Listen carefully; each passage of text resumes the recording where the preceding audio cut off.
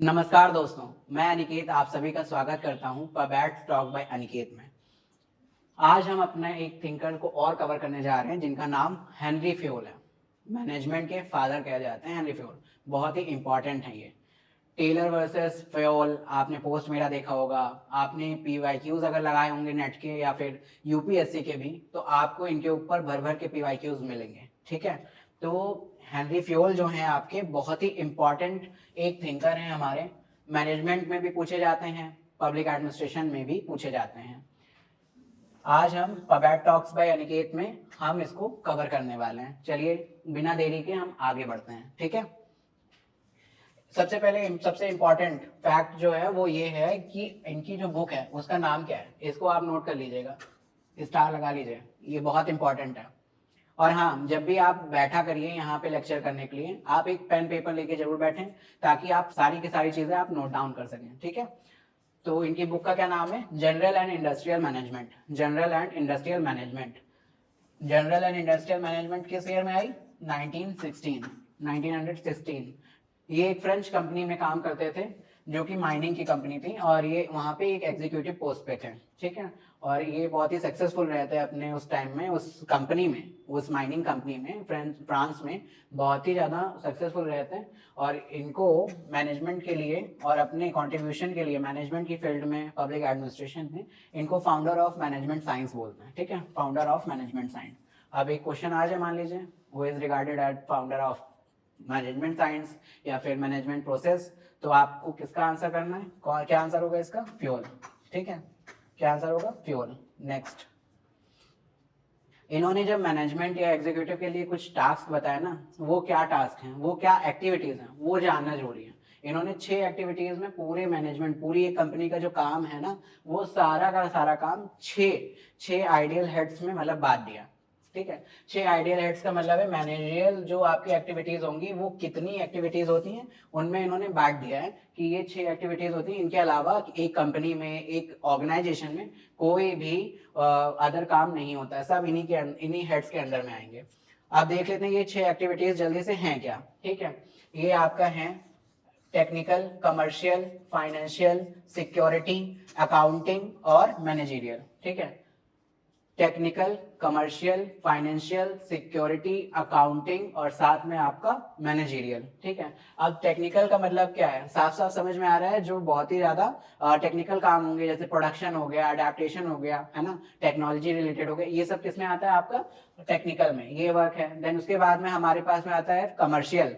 Commercial का क्या काम है? कमर्शियल मतलब आपका बाइंग करना, सेलिंग करना, रॉ मटेरियल बाइंग कर रहे हैं और फिनिश मटेरियल आप किसको दे रहे हैं? सेल कर रहे हैं कस्टमर को, है ना।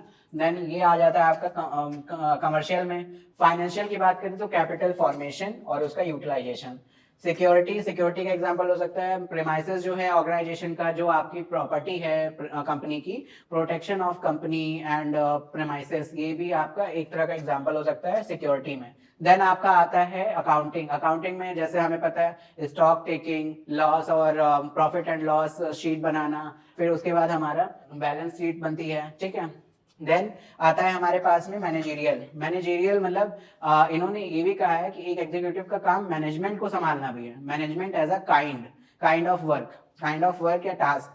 इस मैनेजमेंट को काइंड ऑफ एक्टिविटी बताया है इन्होंने। क्या बताया? मैनेजमेंट को kind of activity. Kind of activity में हम जब देखते हैं तो इन्होंने 6 तरह के, जो छठा जो इनका काम था वो मैनेजरियल था, उसको डिवाइड कर दे। मैनेजरियल काम को भी इन्होंने डिवाइड किया है 5 कामों में, 5 हेड में इन्होंने काम को डिवाइड किया है मैनेजमेंट के। अब वो 5 हेड क्या है? इनके जो 5 हेड हैं उनके लिए एक हम बोल सकते हैं POCCC।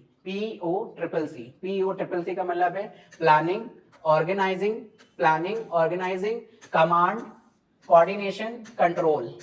ठीक है, प्लानिंग, इसको आपको याद करना है, स्टार करिए, ये बहुत इंपॉर्टेंट है यूजीसी नेट और पब्लिक एडमिनिस्ट्रेशन ऑप्शनल के लिए यूपीएससी में। Planning, organisation, command, coordination and control.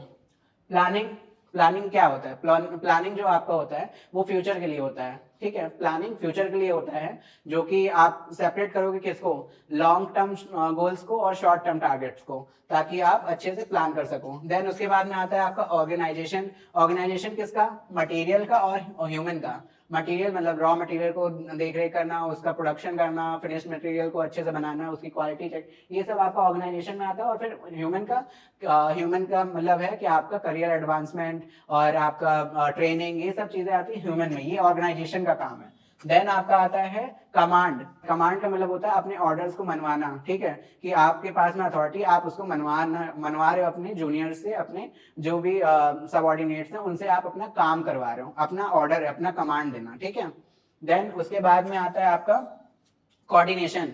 Coordination जो है वो एक हार्मोनाइजिंग एक्टिविटी है, जो कि सभी के सभी जो काम हो रहे हैं, सभी यूनिट्स के जो काम हो रहे हैं, सभी यूनिट्स, सभी जो आपके मेंबर्स हैं, आपकी कंपनी के, आपके एम्प्लॉयज हैं, ठीक है, सबके बीच में तालमेल, सबके बीच में कोऑर्डिनेशन होना चाहिए, सबके बीच में एक अच्छे रिलेशंस होने चाहिए, उसको कोऑर्डिनेशन बोला है। देन उसके बाद में कंट्रोल की बात करते हैं, सेंस ऑफ वॉच। कंट्रोल का सीधा मतलब है सेंस ऑफ वॉच। देन हम बात करते हैं सबसे इंपॉर्टेंट, जो कि 14 प्रिंसिपल इन्होंने दिए हैं उनकी। 14 प्रिंसिपल में आपको ज्यादा अंदर डिटेल में नहीं जाना है, कहीं नहीं पूछता है इतना ज्यादा, आपको केवल 14 प्रिंसिपल्स याद होने चाहिए और साथ में उनसे रिलेटेड कुछ एग्जाम्पल या कुछ जो लिख सको आप। बहुत सिंपल शब्दों में समझाता हूँ, ज्यादा टाइम नहीं लूंगा, ठीक है। अब आगे बढ़ते हैं। ये 14 प्रिंसिपल आपके कौन कौन से, पहले इनको याद करिए। Division of work, division of work, division of work किनके बीच में, मैनेजमेंट और आपके वर्कर क्लास के बीच में, division of work. Authority and responsibility, ये तो साथ में चलते हैं, ये दोनों ऐसे भाई भाई हैं या भाई बहन हैं जो साथ में ही चलेंगे। अथॉरिटी होगी वहां रिस्पॉन्सिबिलिटी भी देनी पड़ेगी, अथॉरिटी नहीं तो रिस्पॉन्सिबिलिटी का कोई फायदा नहीं है। आप कभी ना कभी हेजिटेट कर जाओगे कि हाँ मैं ओवरबर्डन हूँ, मैं रिस्पॉन्सिबिलिटी नहीं उठाऊंगा। जब अथॉरिटी नहीं है तो मैं अपना काम कैसे कर पाऊंगा, कैसे आपको अच्छे रिजल्ट प्रोड्यूस करके दे सकता हूँ, ठीक है। तो अथॉरिटी और रिस्पॉन्सिबिलिटी आपके साथ में चलेंगे। फिर आता है डिसिप्लिन। डिसिप्लिन का मतलब है कि आपके जो ऑर्गेनाइजेशन है या फिर कंपनी है, उसमें सारी चीजें बहुत ही फॉर्मल होनी चाहिए, बहुत ही अच्छे तरीके से सुसज्ज होनी चाहिए। देन उसके बाद में आता है unity of command. Unity of command का मतलब है कि सभी जो वर्कर्स हैं उनके ऊपर एक बॉस होना चाहिए। एक बॉस का मतलब है कि वो एक ही बॉस से अपना जो भी चीजें हैं, जितने भी ऑर्डर्स हैं वो लेगा, ठीक है। एक बॉस, हर व्यक्ति के ऊपर एक बॉस, ठीक है। ये कहने का मतलब है यूनिटी ऑफ कमांड का। और फिर unity of direction. Unity of direction का मतलब है कि काम किस दिशा में जा रहा है उसमें यूनिटी होनी चाहिए। ऑर्गेनाइजेशन का गोल क्या है, विजन क्या है, ठीक है, वो आपको उसी की ओर ले जाना है। सभी इंप्लॉयज के एफर्ट, सभी चीजें जो हैं वो उसी गोल की ओर होनी चाहिए।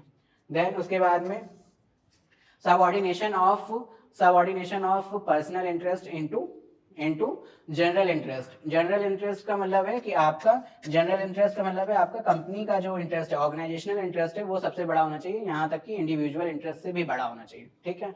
देन आपका आता है रिम्यूनरेशन, सैलरी। देन उसके बाद में आपका आ गया सेंट्रलाइजेशन। ये आप डायग्राम में हमेशा पब्लिक एडमिनिस्ट्रेशन में याद रखिएगा। सेंट्रलाइजेशन, सारे के सारे कमांड, सारे के सारे डायरेक्शंस जो दिए जा रहे हैं वो कमांड जो कि आपका सेंटर में है वहां से दिए जाएंगे, ठीक है। ये पावर है, पावर सेंटर है, यहीं से होगा। सेंट्रलाइजेशन का मतलब यही है, ये टॉप टू डाउन अप्रोच को शोकेस कर रहे हैं। फिर आता है स्केलर चेन। स्केलर चेन का मतलब है हायरार्की, ऐसे जाएगा फिर ऐसे आएगा, मतलब सारी लेयर्स को आपको टच करना है, अपने ऊपर वाले को भी लेयर, फिर उसके बाद में दूसरी जगह फाइल जाएगी, उसके ऊपर फाइल जाएगी, फिर इस तरह से वहां से ऑर्डर पास होके आएगा, फिर लेयर बाय लेयर आप तक ही पहुंचेगा। तो ये आपका स्केलर चेन है। अब इस स्केलर चेन की वजह से क्या हो रहा था, रेड टेपिज्म बढ़ रहा था। रेड टेपिज्म का मतलब है बहुत ज्यादा फाइलें हो रही थी और फाइलें एक एक जगह से दूसरी डेस्क पे जा रही, दूसरी लेयर पे जा रही, लेकिन कोई भी हल नहीं निकल रहा, बहुत ज्यादा टाइम कंज्यूमिंग होता था। उससे बचने के लिए इन्होंने क्या सजेस्ट किया, गैंग प्लान। प्लान का मतलब है, गैंग प्लान का मतलब है कि यहाँ पर मान लीजिए ये दोनों समकक्ष हैं, मतलब एक दूसरे दोनों लेयर्स में, मतलब एक ही लेयर में दो जगह पे दो व्यक्ति हैं, तो अगर उनको इनकी फाइल ऊपर भेजनी है और इधर इनके बॉस से काम है, तो इधर से ना जाके ऐसे ना जा करके ये फाइल यहाँ को गई और ये अपने बॉस से स्वीकृति लेके यहाँ पर अपने बॉस को देंगे फाइल और फिर यहाँ से ये फाइल इनको वापस हो जाएगी। तो ये इतना टाइम जो है वो कंज्यूम नहीं होगा। तो ये गैंग प्लान का कहना है। तो यहाँ पे टाइम इन्होंने कम करने के लिए ये आइडिया दिया रेड टेपिज्म के बचने के लिए। देन उसके बाद आता है ऑर्डर।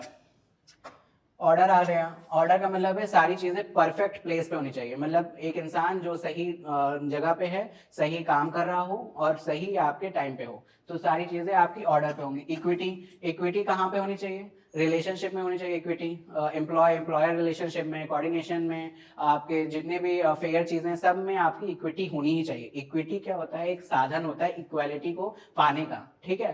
तो इक्विटी होनी चाहिए। ऐसा नहीं होना चाहिए कि उसके साथ दूसरा ट्रीटमेंट हो रहा है, उसके साथ गलत ट्रीटमेंट हो रहा है और उसके साथ बहुत ज्यादा बढ़िया हो रहा है चीजें। कोई बॉस है वो अपने एक एम्प्लॉय को बहुत ज्यादा सुन रहा है, दूसरे एम्प्लॉय को सुन ही नहीं रहा है, उसी के बेसिस पे फैसले लिए जा रहे हैं, ये इनजस्टिस को दर्शाती है, ठीक है?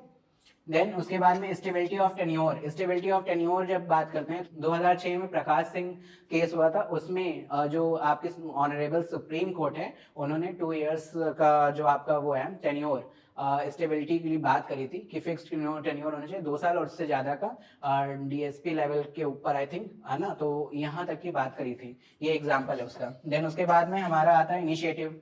इनिशिएटिव लेना सिखाना है हर एक एम्प्लॉय, चाहे छोटी लेवल पे हो चाहे बड़ी लेवल पे हो, सभी को इनिशिएटिव लेना है, इनिशिएट करना है, लीडरशिप क्वालिटी को अपनी आगे रखना है। और कुछ भी काम है, मान लीजिए कोई टास्क दिया गया, उसमें कुछ मतलब नहीं हो पा रहा है, तो इनिशिएट करना अपना काम है। आप इनिशिएट करिए, आइडिया दीजिए, इनोवेटिव आइडिया होगा, अच्छा लगेगा तो मैनेजमेंट खुद उस पर काम करेगा। इनिशिएटिव का भी एक प्रिंसिपल इन्होंने दिया। देन उसके बाद में बात करते हैं स्प्रे डिकॉप्स की। स्प्रे डिकॉप्स का मतलब है, जनरल मतलब है ब्रदरहुड। ब्रदरहुड मतलब हार्मनी होनी चाहिए, ब्रदरहुड होना चाहिए, कहीं पर भी कोई लड़ाई झगड़ा नहीं होना चाहिए, सब अच्छे से काम करो, सबके पास में यूनिटी ऑफ डायरेक्शन यानी गोल सबका साफ है कि आपको अपने पर्सनल इंटरेस्ट से हट करके जनरल इंटरेस्ट पे जाना है। अब ये जो सारे प्रिंसिपल हैं, 14 प्रिंसिपल, इनको अच्छे से याद कर लेना, बहुत सारे ओवरलैपिंग प्रिंसिपल्स हैं, इनको अच्छे से याद कर लेना, यहाँ से क्वेश्चन बनते हैं। अब आ जाते हैं लास्ट पार्ट जो कि है क्रिटिसिज्म का। क्रिटिसिज्म इनका जो है वो ऐसा है कि पीटर ड्रकर बहुत जाने मानी हस्ती हैं पब्लिक एडमिनिस्ट्रेशन के लिए।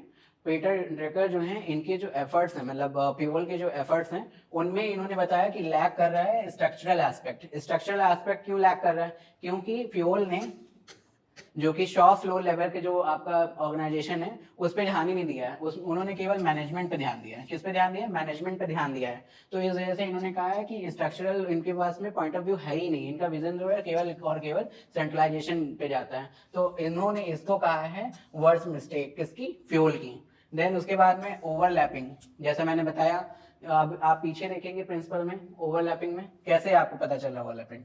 Unity of command, unity of direction, लगता नहीं कि सेम है, प्लस इधर ऑर्डर भी आ रहा है, ऑर्डर भी आ रहा है, प्लस यहाँ पे क्या आ रहा है आपका? डिसिप्लिन भी आ रहा है, ऑर्डर डिसिप्लिन, ठीक है? और फिर आप जब आगे बढ़ेंगे तो यहाँ पे हम देखेंगे कि ह्यूमन एस्पेक्ट जो है वो बहुत कम है, निगलेक्ट कर दिया है। ह्यूमन एस्पेक्ट, इमोशनल एस्पेक्ट, ये सारे एस्पेक्ट इन्होंने बिल्कुल निगलेक्ट कर दिए हैं। और फिर इनकंसिस्टेंट इनके प्रिंसिपल हैं, क्या है? इनकंसिस्टेंट। इनकंसिस्टेंट कैसे हैं? एक बार फिर देखते हैं इनकंसिस्टेंट कैसे हैं। इन्होंने प्रिंसिपल दिया है स्केलर चेन का और हेरारकी, मतलब स्केलर चेन मतलब होता है हेरारकी, स्केलर चेन का मतलब होता है हेरारकी। स्केलर चेन का प्रिंसिपल दिया है हेरारकी, प्लस इन्होंने प्रिंसिपल दिया है किसका? इनिशिएटिव का। सेंट्रलाइजेशन का प्रिंसिपल भी दिया है, इनिशिएटिव का भी दे रहे हैं, स्पेडिकॉप्स का भी दे रहे हैं, और साथ में इन्होंने कहा है कि सेंट्रलाइजेशन होना चाहिए। यूनिटी ऑफ कमांड का तो दे ही रहे हैं और फिर इनिशिएटिव का भी दे रहे हैं, है ना? इनिशिएटिव अगर कोई कर रहा है तो वो अपनी मर्जी से कर रहा है और यूनिटी ऑफ कमांड उधर से आ रही है, तो ये थोड़ा सा कॉन्ट्राडिक्टरी लगता है, ठीक है? तो ये इनकंसिस्टेंट बताया गया है। ये लास्ट पार्ट था हमारे इस सेशन का। अब हम लोग आगे बढ़ते हैं। अब जो आपके लिए काम है, मेरा काम यहाँ पे खत्म होता है फ्यूल के लिए, लेकिन आपका जो काम है, आपका होमवर्क जो है वो ये है कि आप टेलर वर्सेस फ्यूल, ये मैं नहीं पढ़ाने जा रहा यहाँ पे, ठीक है? टेलर वर्सेस फ्यूल का जो आपको मैंने पोस्ट किया था ना, पोस्टर अपने यूट्यूब चैनल पे कुछ दिनों पहले, उसको जाकर देखना है। उसमें आपको रिसेंट एग्जांपल भी मिल जाएंगे कंपनीज के, और जो जो एक्टिविटीज प्रोसेसेस चल रहे हैं ना फ्यूल और टेलरिज्म के, वो सारे एग्जांपल भी आपको मिल जाएंगे। बहुत अच्छा चार्ट है, उसको आप जाके जरूर देखिएगा, और अगर पसंद आए तो लाइक भी करना, स्क्रीनशॉट ले लेना, वो काम आएगा। प्लस कमेंट करिए कि आपको, कमेंट करना कि कौन सा प्रिंसिपल आपको ज्यादा रेलेवेंट लग रहा है आज की डेट में, प्रेजेंट स्टेटस क्या है उस पर्टिकुलर आपका जो प्रिंसिपल है फ्यूल का, उसका, ठीक है? Thank you for watching, thank you so much.